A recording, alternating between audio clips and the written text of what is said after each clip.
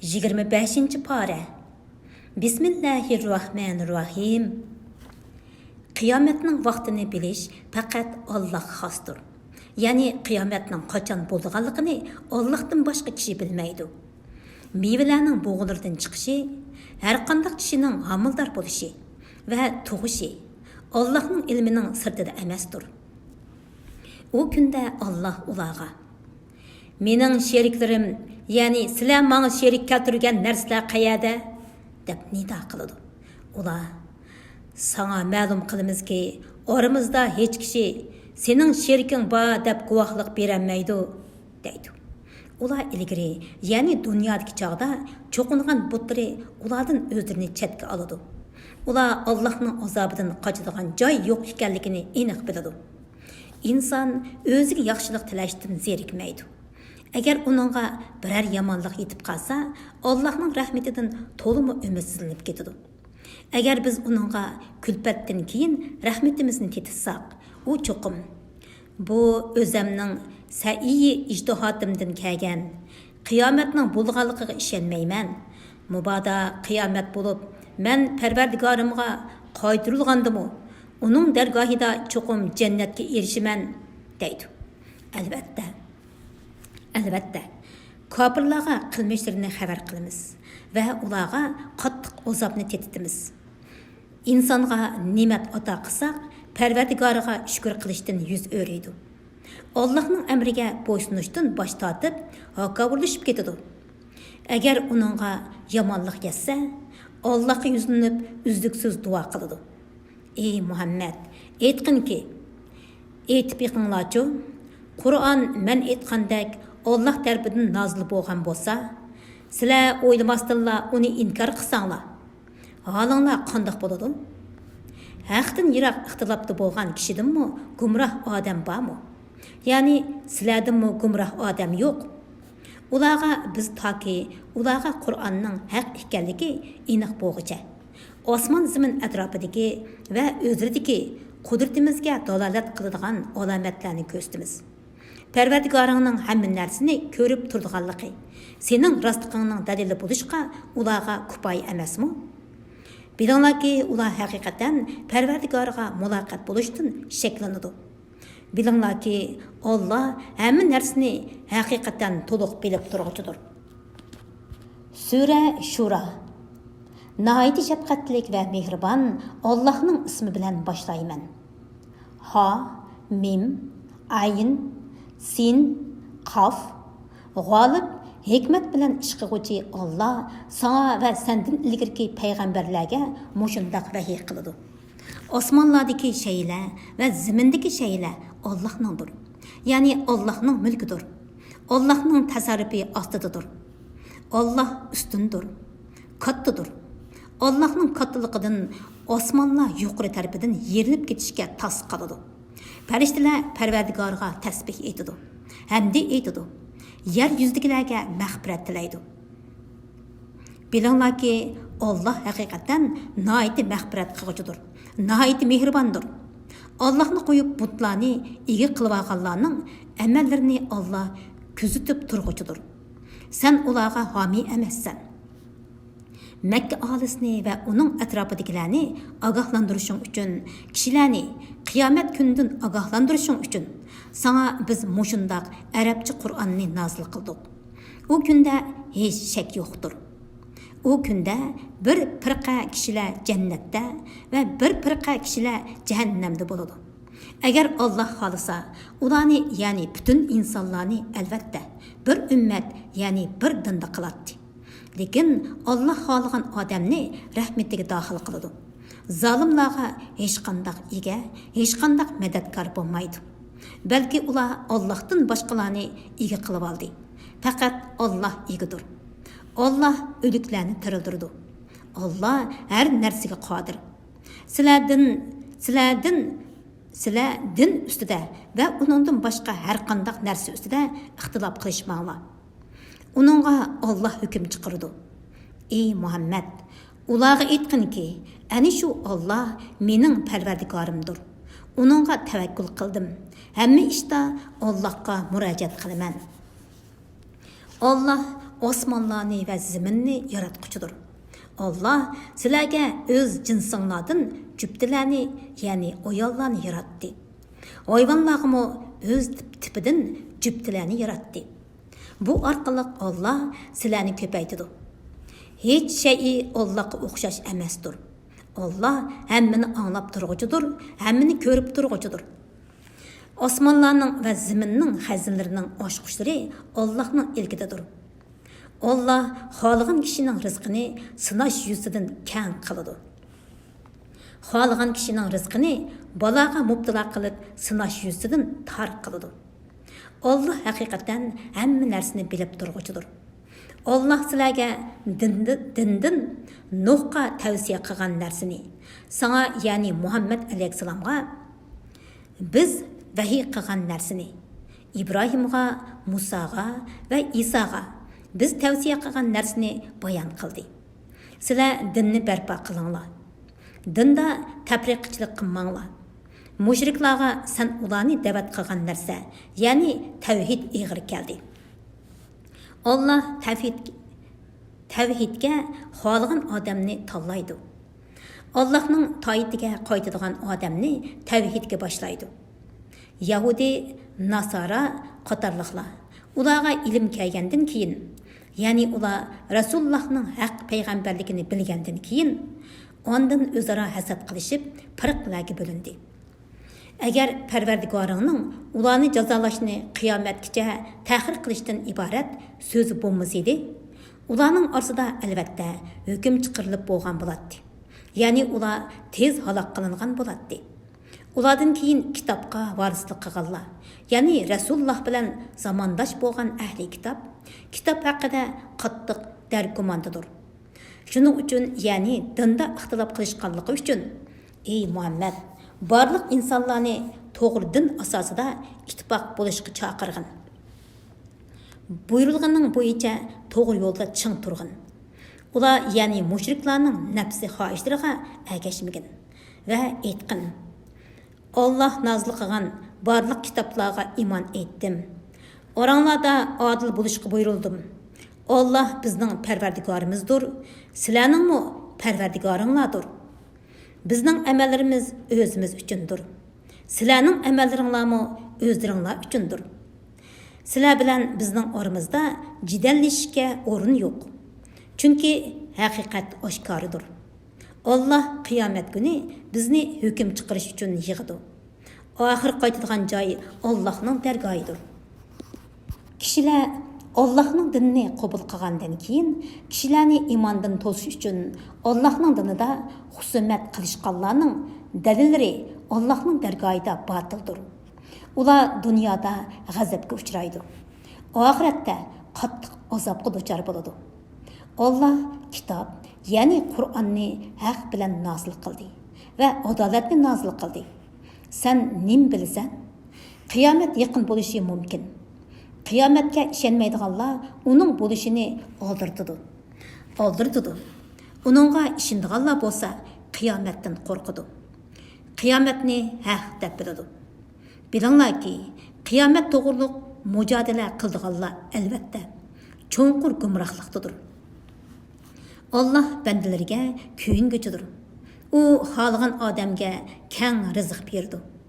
Allah kuchlidir, g'olibdir. Kimki o'zining amali bilan oxiratning savobini ko'zlasa, uning savobini ziyoda beramiz. Kimki amali bilan dunyoning manfaatini ko'zlasa, uning tilagan manfaatining ba'zisini beramiz. Uningga oxiratda savobdan hech nasibi yo'q. Ularning Allah ruxsat qilmagan narsalarni din qilib bekitgan ma'buddir bormi? Allahning ularga beriladigan azobni qiyomatgacha ta'xir qilish to'g'risidagi hukmi bo'lmasaydi, ularning orasida albatta dunyoda hukm chiqarilgan bo'ladi. O'zlariga zulm qiluvchilar, ya'ni kofirlar qattiq azobga duchor bo'ladi. Kofirlarning qiyomat kuni dunyoda qilgan gunohlarining jazosidan qo'rqib turganligini ko'rsan. Ular mayli qo'rqsin, qo'rqmasin, jazo ularga cho'qim nozil bo'lg'usidir. İman etgan va yaxshi amallarni qilganlar jannatlarning bog'chalarida bo'ladi. Ular Parvardigorning huzurida xohlagan narsalardan bahramon bo'ladi. bu katta inomdir. Allah iman etgan ve yaxshi amallarni qilgan bandalarga ana shu inom bilan xush xabar berdi. Payg'ambarlikni tabliğ qilganligimga sizlardan haq talab qilmayman. Faqat tuqqanchilik haqqi uchun meni do'st tutishinglarni, ya'ni Parvardigorimning da'vatini yetkazishimga chiqilmasliklarini tilayman degan. Kimki biror yaxshi ish qilsa, uningga biz savobini ziyoda beramiz. Allah haqiqatan noiti mag'firat qiluvchidir. Az yaxshilikqa ko'p savob berguchidir. Ular ya'ni Quraysh kofirlari, u ya'ni Muhammad Allohga yolg'onni to'qidi demdi.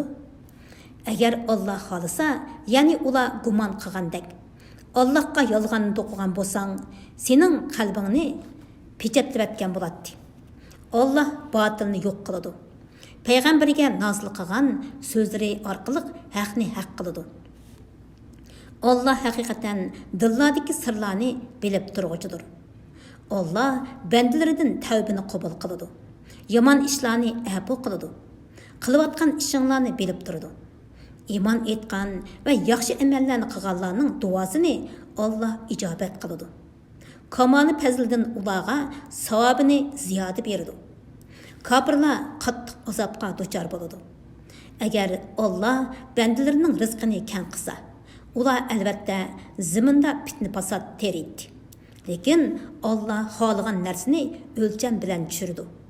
Allah haqiqatan bandalarining ahvolidan to'liq xabardordir. Uni ko'rib turg'uchidir. Ular yomg'irning yig'ichidan umidlangandan keyin Allah yomg'ir yog'dirib berdi. Rahmatini yoydi. Allah hammaning egisidir, madhiga loyiqdir. Osmonlarning zaminning yotilishi va u ikkisida jondarlarning yeyilishi Allohning qudratining dalillaridandir.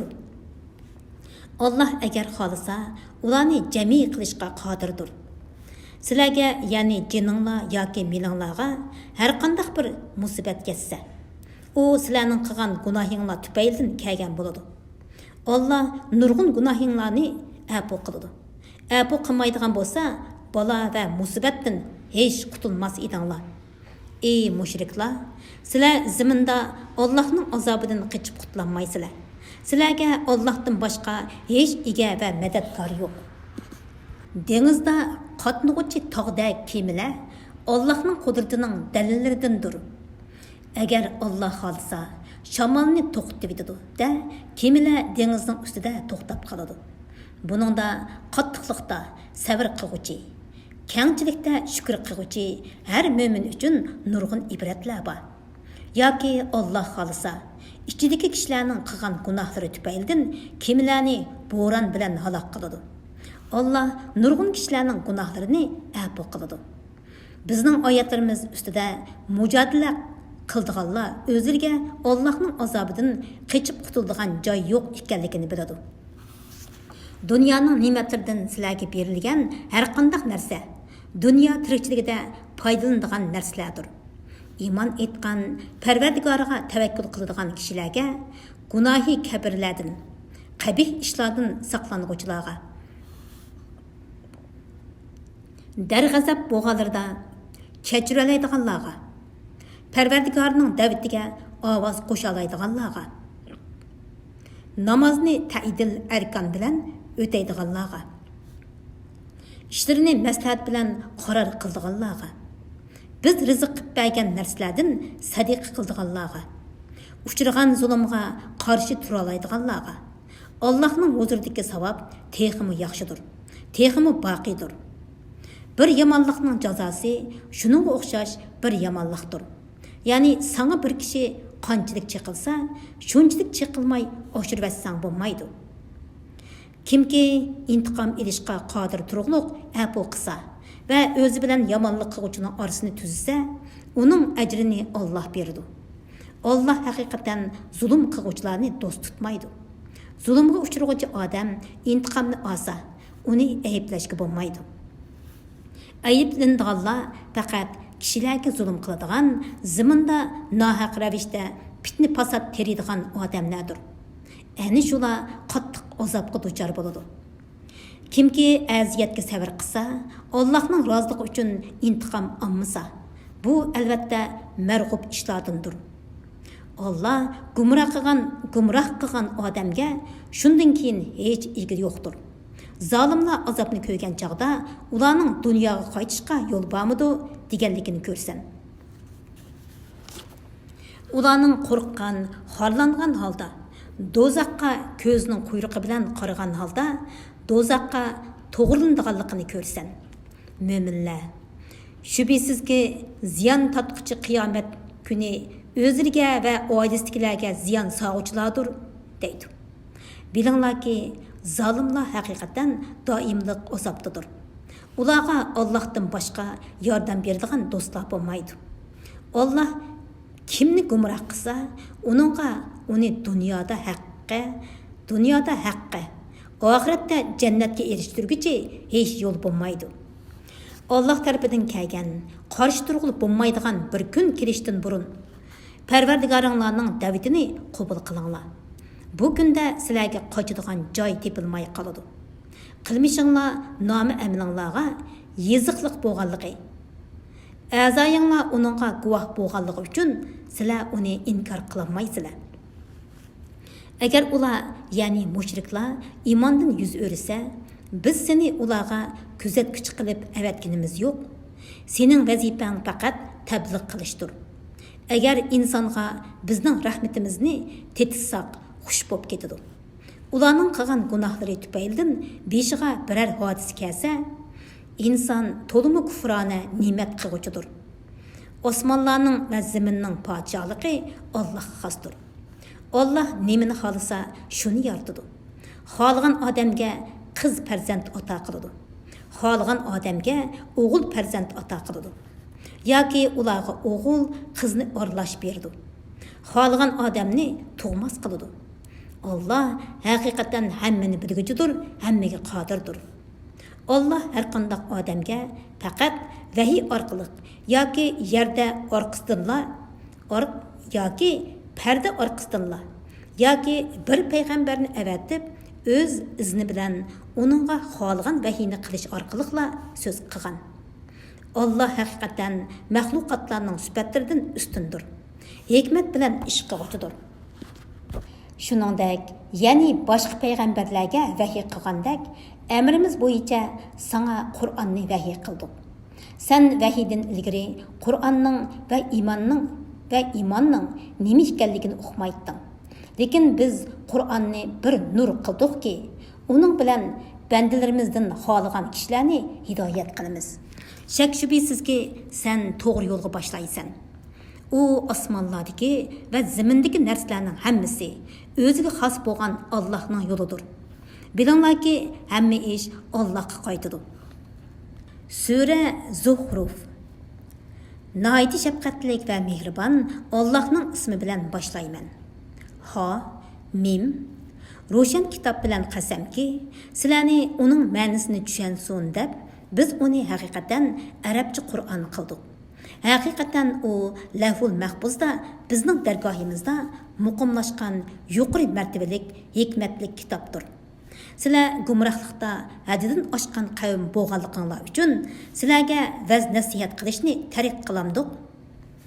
Ilgirki ummatlarga nurg'un payg'ambarlarni avatdik. Ularga qandoq bir payg'ambar kelmasin, ular uni qavming seni masxir qilgandek masxir qildi. Ular ya'ni Makka kofirlaridan kuch-quvvatda ustun bo'lganlarni halok qildi.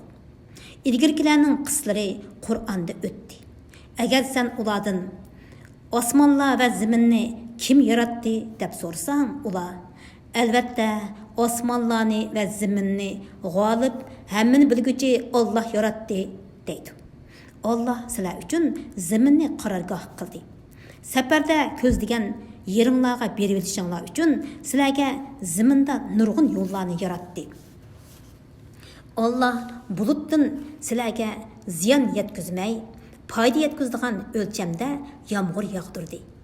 Uning bilan biz giyo unmas qoqos o'lik zaminni tiradirdik. Sizlar mo'shundoq, ya'ni o'lik yerdan o'simlik chiqarilgandek qabranglardan chiqarilsizlar. Alloh butun mahluqotlarning turlarini yaratdi. Sizlarga ustiga chiqishinglar uchun kema va minishinglar uchun hayvon qatorliqlarni yaratdi. Ondan sizlar ularning ustiga chiqqanlaringlarda Parvardigoringlarning ne'matini eslab, bizga buni bo'ysundirib bergan zot pokdir. Biz uningga minishga qodir emas edik. Biz haqiqatan Parvardigorimizning dargohiga qaytquchilarmiz degaysizlar. Ular farishtalarni Allohning qizlari deyish bilan Allohning bir qism bandalarini Allohning bir juz'iyi qilib oldi. Mundaq deguchi inson haqiqatan Allohga oshkorin noshukirlik qilguchidir.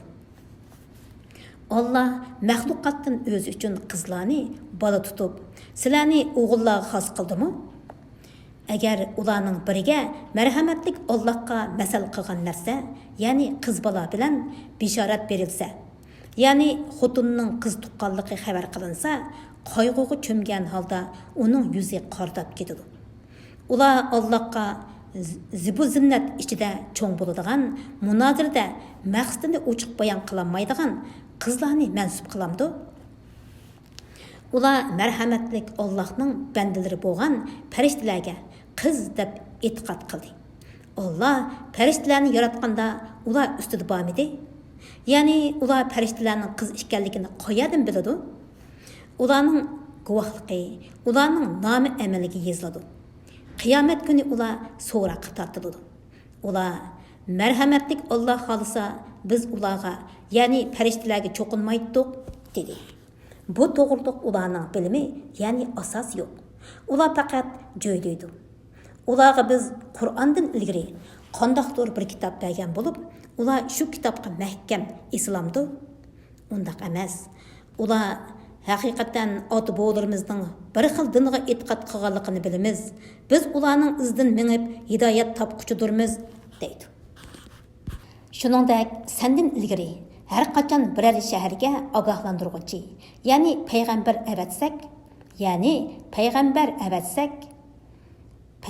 avatsakla uning davlatman odamlari. Biz haqiqatan ota-bobolarimizning bir xil dinga e'tiqod qilganligini bilamiz. Shak shubhasizki biz ularning izlaridan mangimiz deyishdi. Har payg'ambar o'z qavmiga ota-bobonglar e'tiqod qilib kelgan dinga qaraganda eng to'g'ri bir dinni keltirsam, yanala ota-bobonglarga ergishamsizlar dedi. Ular sizlar ep kelgan dinga ishonmaymiz deyishdi. Biz ularni jazoladik. To'g'ri yo'lni inkor qiluvchilarning oqibatining qandoq bo'lganligiga qarag'in. O'z vaqtida Ibrohim otasiga va qavmiga aytdi. Sizlar cho'qinayotgan butlardan men rostli oda judaman. Faqat meni yaratgan Alloh meni to'g'ri yo'lga boshlaydi. İbrahim kalima tavhidni avlodidan sherik keltirganlar iymonga qaytsin deb avlodi ichida qoldirib ketdi. Belki men bular, ya'ni Makka olisini va bularning ota-bobolarini uzun ömür va ne'matdan bahramand qildim. Toki ularga haq, ya'ni Qur'on va ro'shan payg'ambar Muhammad alayhisalom kelguncha. Ularga haq, ya'ni Qur'on kelganda ular bu sehrdir. Biz haqiqatan uni inkor qiluvchimiz deyishdi. Ular bu Qur'on nimishqa ikki shahar, ya'ni Makka bilan Taif odamlardan bir katta odamga nozil qilinmadi deyishdi. Parvardigoringning rahmatini ular taqsim qilib beramdi. Biz ularning hayotiy dunyodagi rizqini ularning orasida taqsim qildik. Ularning ba'zisini haq berib ish qilsin deb, ularning ba'zisining darajasini ba'zisidan ustun qildik. Parvardigoringning rahmati ularning to'plagan narsalari, ya'ni pul mollaridan yaxshidir. İnsanlar kuffarlarning bayashat turmuşini ko'rib, kufriga qiziqib, ularga qo'shilib, hammasi kufrida bir ummat bo'lib qolmaydigan bo'lsa-edi, marhamatlik Allohni inkor qilgan kishilarning uylarining o'gizlarini va uningga chiqadigan sho'tlarini kumushdan qilib beradi. Ularning uylarining eshiklarini va taxtlarini mo kumushdan qilib beradi. Ular taxtlarga yo'linib o'tiradi. Yuqorqilarning ba'zisini oltindan qilib beradi. Ularning hammasi faqat dunyo tirikchiligida foydalanadigan narsalardir.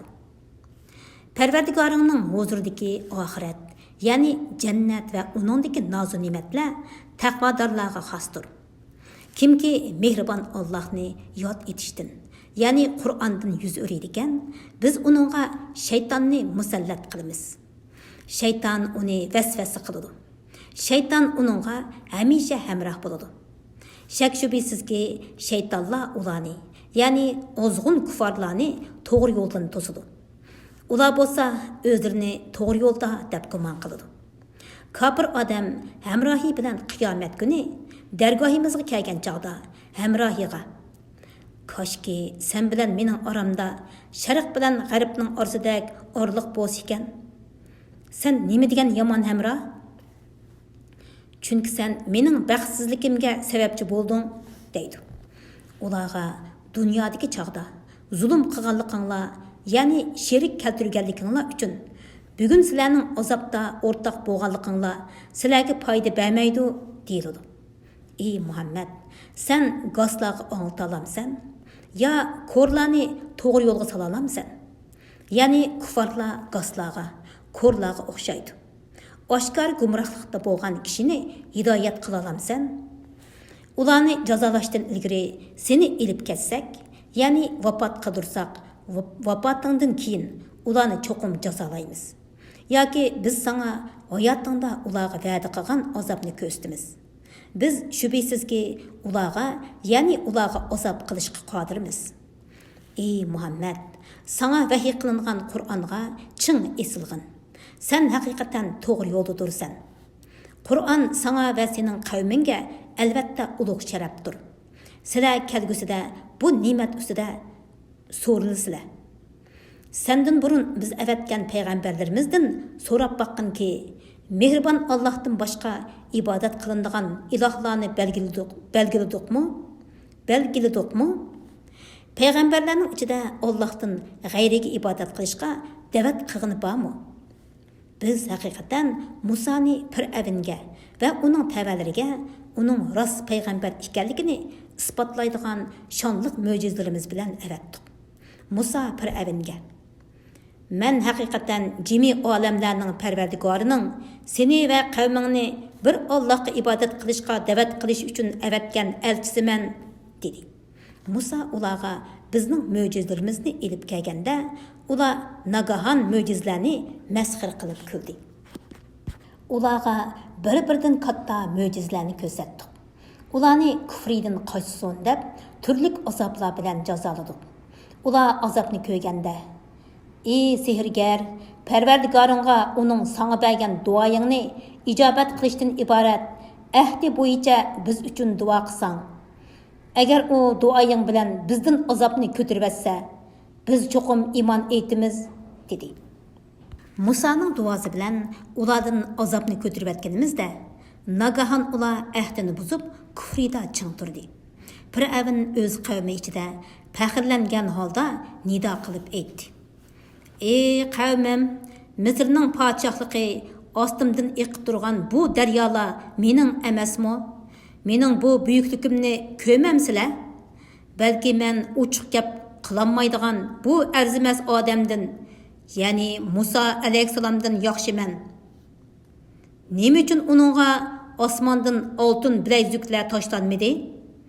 Yoki nimishqa uning rostligiga guvohlik berish uchun uning bilan birga farishtalar hamroh bo'lib kelmidi?" Fir'avn qavmini go'llaganlikdan qavmi uningga itoat qildi. Ular haqiqatan fosiq qavm edi. Ular bizni darg'azab qilganda, ularni biz eng qattiq jazolar bilan jazoladik. Ularning hammasini dengizda g'arq qildik. Ularni biz kuffarlarning azobga tegishlik bo'lishida keyingilarga namuna va ibrat qildik. Qur'onda Maryamning o'g'li, ya'ni Iso alayhissalom misol keltirilsa, nagahan sening qavming xushalliqdan suran silishib ketadi. Ular: "Bizning ilohlarimiz yaxshimi yoki Isomi?" dedi. Ular bu misolni faqat husumat qilish uchunla keltirdi. Balki ular jidalxo'r qavmdir. U, ya'ni Iso, Nasaralar gumon qilgandek iloh yoki ilohning o'g'li emas, faqat payg'ambarlik ne'matimizga erishgan bir bandadir. Uni biz İsroil avlodiga Allohning qudratini ko'rsatadigan bir dalil qildik. Agar biz xohlasak, albatta, sizlarga ziminda o'rin bosar bo'ladigan farishtalarni vujudga keltirdik. U, ya'ni Isa, albatta, qiyomat yaqinlashganligining alomatidir. Uningga, ya'ni qiyomatga shak keltirmanglar. Ey Muhammad, ularga aytqinki, menga agishinglar.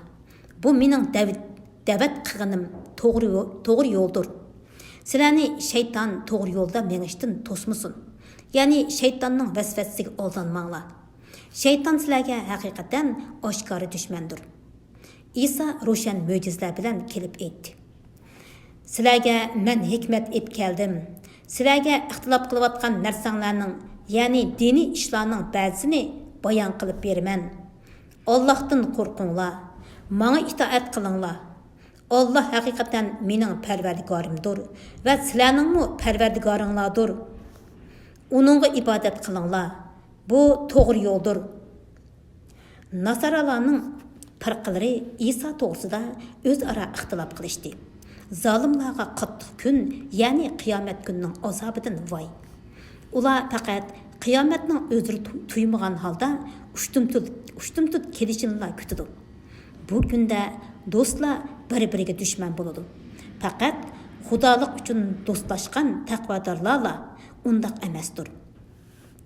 Ularga bandalarim, bugun sizlarga qo'rqinish yo'q, g'am qayg'umi yo'q deyiladi. Ular bizning oyatlarimizga iymon etgan va musulmon bo'lganlar edi. Ularga sizlar ayollaringlar bilan birga xushal-xo'ram holda jannatga kiringlar deyiladi. Ularga oltin deganlarda taom, oltin jamlarda sharob tutiladi. Jannatda ko'ngillar tortadigan, ko'zlar lazzatlanadigan narsalar bor. Sizlar jannatda mangu qolasizlar. Sizlar dunyoda qilgan yaxshi amalinglar bilan varis bo'lgan jannat ana shudir. Jannatda nurg'un turlik mevalar bor. Uningdan yeysizlar. Gunohkorlar, ya'ni kuffarlar haqiqatan do'zax azobida mangu qolg'uchilardir. Ulardan azob birdammo yengiltilmaydi. Ular do'zaxda har qanday yaxshilikdan umidsizlardir. Ularga biz zulm qilmadik va lekin ular o'zlariga o'zlari zulm qildi. Ular, ya'ni kuffarlar do'zaxga muakkal farishtaga ey Malik, Parvardigoring bizga o'lim hukm qilsin deb to'laydi. Malik, sizlar azobga cho'qim qolasizlar deydi. Biz sizlarga haqiqatan haq dinni keltirdik. Va lekin sizlarning ko'pchiliginglar haq dinni yomon ko'g'uvchilardir. Ular Muhammad alayhissalomga suiqasd qilishda bir ishni qaror qilgan bo'lsa, biz Muhammad alayhissalomga yordam berishda bir ishni qaror qilamiz. Ular gumon qilamdiki, biz ularning sirlarini va pichirlashganliklarini anglamaymiz. Hergiz undaq emas. Uni anglab turmiz. Bizning elchilarimiz, ya'ni farishtalarimiz ularning oldida ularning amallarini yezib turdi. Agar mehribon Allohning balasi bo'ladigan bo'lsa, men u balaga ibodat qiluvchilarning avvali bo'latdim degan. Osmonlarning va zaminning parvardigori, arishning parvardigori ularning so'zlaridan pokdir. Ularni, ya'ni Makka kuffarlarini gumrohliklarida va nodonliklarida qo'yib bergan. Ular va'da qilingan kuniga muloqot bo'lganga qadar zimindimi ular va'da qilingan kuniga muloqot bo'lganga qadar botillariga cho'msin va dunyosi bilan o'ynasin. Allah osmondimi ilohdir, zimindimi ilohdir. Allah hikmat bilan ish qilguchidir, hammani bilguchidir. Osmonlarning, ziminning va ularning orasidagi narsalarning podshohligi ilgida bo'lgan zot kattadir. Qiyomatning bo'lgan vaqti to'g'risidagi bilim haqiqatan yolg'iz Allohning dargohidadir. Sizlar Allohning dargohiga qaytirilsizlar. Ularning Allohni qo'yib cho'qingan narsalari shafaat qilolmaydi. Faqat haq bilan guvohlik bergan. Ya'ni La ilaha illallah degan tili bilan aytganni dili bilan haqiqiy bilganlar buningdan mustasno. Agar sen ularni kim xalq etganliklarini so'rasang, ular cho'qim Alloh deydi. Ular qandaqmi Allohga ibodat qilishdan butlarga ibodat qilishga burilib ketadi. Alloh taolo Muhammad alayhisalomning: "Ey Parvardigorim, bular haqiqatan iymon etmaydigan qavmdir" degan so'zni biladi. Sen ulardan yuz o'rigin, salom degin. Ya'ni ularga beddua qilmagin, dinga da'vatmi qilmagin. Ular kelgusida kufrining oqibatini biladi. Sura Duhan. Nihoyatda shafqatlik va mehribon Allohning ismi bilan boshlayman. Ha, mim. Ro'shan Qur'on bilan qasam qilaman. Biz Qur'onni haqiqatan muborak kechida, ya'ni Shabi Qadri kechasida nozil qildik. Biz haqiqatan insonlarni Qur'on bilan ogohlantiruvchi bo'ldik. U kechida har bir hikmatlik, ya'ni hikmatning taqazzosi bo'yicha qilingan ish, ya'ni bandalarning rizqi, ajli va boshqa ahvoli ayriladi. Shu kecha taqdir qilingan ishlarning hammasi bizning dargohimizdan bo'lgan ishdir. Biz haqiqatan insonlarga payg'ambarlarni avatguchi bo'ldik. Shu Parvardigoringning rahmetidandir. U haqiqatan bandalarning so'zlarini anglab turg'uchidir. Ahvolini bilib turg'uchidir. Agar sizlar haqiqiy ishonguchi bo'lsanglar, u osmonlarning, zaminning va ularning orasidagi narsalarning Parvardigoridir. Uningdan boshqa hech iloh yo'qdir. U o'likni tirildiradi. Tirikning jinni olalaydi. U sizlarning Parvardigoringlardir. İlgirki ota-bovanglarning Parvardigoridir. Undaq emas. Ya'ni ular haqiqiy ishonguchi emas. Balki ular qiyomatdan shakda bo'lib, haqni istihzo qilib o'ynaydi. Ey Muhammad, sen osmon hamma odam ochiq ko'rdigan tutunni keltirdigan kunda ularga bo'ladigan azobni kutgin.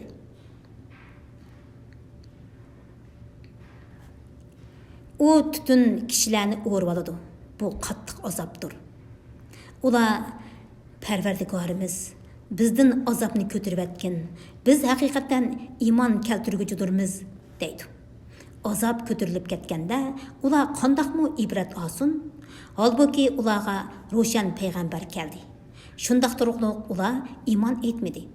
Ondan ular uningdan yuz o'ridi va u o'gitilgan, ya'ni Qur'onni kishilardan o'rgangandir, majnundir dedi. Biz haqiqatan azobni sizlardan ozg'in vaqt ko'tarib etamiz. Ondan sizlar haqiqatan ilgirki kofirlik holtinglarga qaytib olasizlar. Ularni qattiq tutgan kunimizda cho'qim jazolaymiz. Ulardan ilgari biz haqiqatan Fir'avnning qavmini sinadik. Ularga esil bir payg'ambar keldi. Musa ularga aytdi: "Mana Allohning bandalarini, ya'ni Bani Isroilni topshirib beringlar. Men sizlarga haqiqatan ishonchlik payg'ambar. Allohga takabburlik qilmanglar. Men sizlarga haqiqatan ro'shan mo'jiza bilan keldim. Men haqiqatan mening Parvardigorim va sizlarning Parvardigoringlarga sig'inib, sizlarning meni o'ldirishinglardan panoh tilayman. Agar menga iymon keltirmasanglar, meni o'z holimga qo'yib o'tinglar." Musa Parvardigoriga: "Bular gunohkor qavmdir" deb duo qildi. Alloh aytdi: "Mening bandalarimni kechida elib chiqib ketgan. Sizlar haqiqatan qo'g'linisizlar. Dengizni tep-tinch, ya'ni sen o'tib bo'lgandan keyin quruq holda bo'yicha qo'yg'in. Ular haqiqatan g'arq qilinguchi qo'shindir. Ular g'arq bo'lib nurg'un bog'larni, buloqlarni, ziroatlarni, chiroyli joylarni qoldirdi. Ular bahramon bo'layotgan ne'matlarni qoldirdi. Shunda qilib, ularni boshqalarga, ya'ni Bani Isroilga miros qilib berdi. Ularga osmonmi, zaminmi yig'ilmadi. Ularga muhlatmi berilmadi. Shak shubhisizki, biz Isroil avlodini xarqig'uchi azobdan, Fir'avn azobidan qutqizdik. Fir'avn haqiqatan mutakabbir edi. Hadidan oshquchilardan edi. Ularni, ya'ni ularning ayni zamonda mushundaq sharafga loyiq ekanligini bilib turib, o'z zamondagi jahon ahlidan ortiq qildik. Ularga, ya'ni tafakkur qiluvchilarga ro'shan sinoqba nurg'un mo'jizlarni ato qildi. Bular, ya'ni Quraysh kuffarlari cho'qim aytidi. Faqat birli qitim o'limiz, qayta tirilmaymiz. Agar oxirat bor degan so'zinglarda rostchil bo'lsanglar, bizning ota-bobolarimizni tirildirib akilib yiqinglar. Ular, ya'ni mushriklar kuchlikmi yoki tubba qavmimi? Ulardan ilgari o'tgan nurg'un qavmlarni halok qildi. Chunki ular gunohkor edi. Osmonlarni, zaminni va ularning orasidagi narsalarni o'ynab, ya'ni bekor yaratganimiz yo'q. Ularni biz faqat haq yaratdik. Va lekin insonlarning to'lisi buni bilmaydi. Batil bilan haqni ayıradigan kun, ya'ni qiyomat kuni, insonlarning hammasining hisobi uchun tayinlangan vaqtdir. U kunda do'stga hech narsaga asqatmaydi. Ular yordamga erishamaydi. Faqat Alloh rahmat qilgan kishi buningdan mustasno. Alloh haqiqatan g'olibdir, nihoyat mehribondir. Zaqqum darxi haqiqatan gunohkorlarning tamog'idir. U eritilgan mistak qiziqdir. U qursaqlarda qaynoq suvdek qaynaydi. Do'zaxqa muvakkal farishtalarga uni tutib, so'rab, do'zaxning o'tirsiq epiringlar. Ondan uning beshiga qaynoq suv quyib, azoblanglar deydi. Uningga xorlash va masxir qilish yuzidan bu azobni tetig'in. Sen haqiqatan izzatlik ulug' zot eding. Bu azob haqiqatan hayot vaqtinglarda sizlar shaklangan narsadir deyiladi. Taqvodorlar haqiqatan bexatar joyda bo'ladi. Bog'larda, buloqlarning orasida bo'ladi. Ular qilin, yupqa ipak kiyimlarni kiyib, bir-biriga qarab o'tirishadi. Ularni turli hurmatlar bilan mushundaq ikrom qildik. Shahla ko'zlik hurlarni ularga jup qilamiz. Ular jannatda mayda ig'ilishish va kasalliklardan amin bo'lgan holda xizmatchilardan hamma mevalarni keltirishni talab qiladi. Ular ilgiriki, ya'ni dunyodagi o'limdan boshqa jannatda hech qanday o'limni tetmaydi. Alloh ularni do'zax azobidan saqlaydi. Bu Parvardigoringning marhamatidandir. Bu zo'r muvaffaqiyatdir. Ularning vaz nasihat edishi uchun Qur'onni sening tiling bilan osonlashtirib berdi. Ey Muhammad, ularga tushadigan azobni kutgin. Shubhisizki ular sening halok bo'lishingni kutguchidir. Sura Josiya. Nihoyat shafqatlik va mehribon Allohning ismi bilan boshlayman. Ha, mim. Bu kitob g'olib, hikmat bilan ish qiluvchi Alloh tarafidan nozil qilingandir. Osmonlarda va zaminda mo'minlar uchun Allohning qudratini ko'rsatadigan haqiqatan nurg'un dalillar bor. Sizlarning yaratilishinglarda va Alloh zaminda tarqitib etgan jonivorlarda Allohning qudratiga jazman ishonadigan qavm uchun nurg'un dalillar bor. Kecha bilan kunduzning navbatlashib turishida Allohning bulutdan, ko'kdan yomg'ir yog'dirib, uning bilan rizqlantirib o'lgan zaminni tirildirishida va shamollarning yuzlanishini o'zgartib turishida. Tushundigan qavm uchun Allohning birligini ko'rsatadigan nurg'un dalillar bor. Ana shular Allohning oyatlaridir. Ey Muhammad, uni sana haqliq bilan tilovat qilib beramiz. Ular, ya'ni Makka kuffarlari Allohni va uning oyatlarini qo'yib, qaysi so'zga ishonadi? Har bir gunohkor yolg'onchiga voy. U Allohning oyatlarining o'ziga o'qib berilayotganligini anglab turdi. Ondan takabburlik qilgan holda go'yo uni anglamagandek kufrida ching turdi. Gumrohlikda texmi azvaylaydi. Uningga qattiq azob bilan xush xabar bergin. U bizning oyatlarimizdan biror narsani bilgan chaqda, ya'ni uningga Qur'on oyatlari yetgan chaqda, uni masxir qiladigan narsa qilib oladi. Ana shular har qo'g'uchi azobga duchor bo'ladi. Ularni oldida jahannam kutib turadi. Ularning erishgan narsalari, ya'ni dunyoda topgan mollari va bolalari va Allohni qo'yib do'st tutgan narsalari, ya'ni butlari ularga hech narsaga asqatmaydi. Ular cho'ng azobga duchor bo'ladi. Bu Qur'on uningga ishongan va uningga ergashgan kishiga komil hidoyatdir. Parvardigorning oyatlarini inkor qilganlar eng qattiq azobga duchor bo'ladi.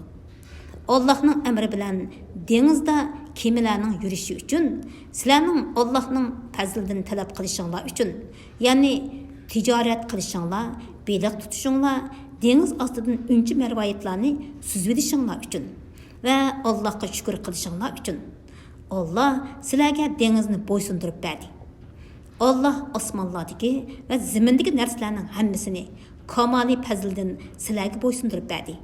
Buningda haqiqatan qudrati ilohiyni tafakkur qiladigan qavm uchun Allohning qudrati va birligini ko'rsatadigan ro'shan dalillar bor. Mo'minlarga aytqanki, Alloh har qavmning qilmishlariga yarasha jazo beradiganligi uchun ular Allohning kunlarini umid qilmaydiganlarni, ya'ni Allohning azobidan qo'rqmaydigan kuffarlarning yetkazgan aziyatlarini kechirsin. Kimki dunyoda yaxshi ish qilsa, u o'zining foydasi uchun qiladi. Kimki yomon ish qilsa, u o'zining ziyni uchun qiladi. Ondan keyin Parvardigoringlarning dargohiga qaytarilsizlar. Alloh yaxshilikqa mukofot, yomonlikqa jazo berdi. Shak shubhisizki, biz Isroil avlodiga kitobni, ya'ni Tavratni, hikmatni va payg'ambarlikni ato qildik. Ularga pok narsalarni rizq qilib berdik. Ularni zamonidagi jahon ahlidan ustun qildik. Ularga din ishida ro'shan dalillarni berdik. Faqat ularga ilm, ya'ni dinning rostligiga qat'iy dalillar kelgandan keyinla, ondan ular o'zaro hasad qilishib, ixtilof qilishdi. Parvardigoring haqiqatan qiyomat kuni ular ixtilof qilishgan ishlar ustida hukm chiqardi. Ondan seni biz, ey Muhammad, din ishida ro'shan bir yo'lni qildik. Shu yo'lga ergashgin. Bilmaydiganlar, ya'ni mushriklarning nafsi xohishlariga ergashmagin. Shubhisizki, ularning gumrohligiga moslashadigan bo'lsang, ular sendan Allohning azobidan hech narsani dafi qilolmaydi. Shubhisizki, dunyoda zolimlarning ba'zisiga do'stdir. Alloh taqvodorlarning do'stidir. Bu Qur'on insonlar uchun ro'shan paketlardir, hidoyatdir. O'lgandan keyin tirilishga jazman ishongan qavm uchun rahmatdir. Yomon ishlarni qilganlar, ya'ni gunohkor kuffarlar, o'zlarini iymon etgan va yaxshi amallarni qilganlardek qilishimizni, hayotlikda, mamatlikda ular bilan o'xshash qilishimizni o'ylamdi. Ya'ni ularni o'xshash qilishimiz mumkin emas. Ularning chiqargan hukmi nima degan yomon? Alloh osmonlarni va zaminni haqliq bilan yaratdi. Her insonning qilmishiga yarasha jazo yoki mukofot beriladi. Ularga zulm qilinmaydi. Ey Muhammad, manga nafsi xohishni iloh qilib olgan, Alloh ozdirgan, haqni bilib turgan, Alloh qulqini va qalbini pechatlab etgan va ko'zni pardalagan odamni aytib bergin. Alloh ozdirgandan keyin uni kim hidoyat qila oladi? Sizlar bulardan vaz nasihat olmamsizlar. Ular ya'ni qiyomatni inkor qiluvchilar. Hayot degan faqat dunyodagi hayotimizdir. O'limiz va tirilimiz, ya'ni tug'ilimiz faqat zamonning o'tishi bilan yo'q bo'lamiz deydi. Ular bu xususda hech qanday ma'lumotga ega emas. Ular faqat gumon bilan so'zlaydi. Ularga bizning oyatlarimiz ochiq o'qib berilsa, ularning paketi faqat agar rostchil bo'lsanglar, ota-bobolarimizni keltirib yiqinglar, ya'ni tirildiringlar deyishdan iborat bo'ldi. Ey Muhammad, ularga aytqinki, Alloh sizlarni tirildiradi. Ondan ajlinglar bitganda vafot qildiradi. Ondan shak shubhasiz qiyomat kunida sizlarni yig'di. Lekin kishilarning to'lisi Allohning qudratini bilmay, qayta tirilishni inkor qildi. Osmonlar bilan zaminning podshohligi Allohga xosdir. Qiyomat qoyim bo'lgan kunda kofirlar ziyon tortadi. Har ummatni qo'rqinishning qattiqligidan tizlangan holda ko'rsan. Har ummat o'zining nom amaliga chaqiriladi. Ularga bugun qilmishinglarga yarasha mukofotga erishsizlar yoki jazoga uchraysizlar deyiladi. Bu bizning kitobimiz, ya'ni nomi amal sizlarga haq bilan so'zlaydi. Biz qilmishinglarni yozdirib turgan edik. Ya'ni farishtalarni əməlinglarni yezib turishqa buyuruytduq. İman etqan və yaxşı işlarni qilganlarga kelsak, Parvardigori ularni o'zining rahmati doirasiga kirgizadi. Bu ro'shan murodga yetishdir. Kofirlarga kelsak, ularni ayiblash yuzidan ularga mening oyatlarim sizlarga o'qib berilmadimi? Sizlar cho'ngchilik qilib uning iymon etishdan bosh tortdinglar. Sizlar gunohga cho'mgan qavm edinglar deyiladi. Sizlarga Allohning va'dasi haqiqatan haqdir. Qiyomatda, ya'ni qiyomatning bo'lishida hech shak yo'q deyilsa, sizlar haddidan ziyoda sarkashlikinglardan qiyomatning nima ekanligini bilmaymiz. Faqat uni bo'lishi mumkin deb gumon qilamiz. Uningga biz haqiqiy ishonmaymiz dedinglar.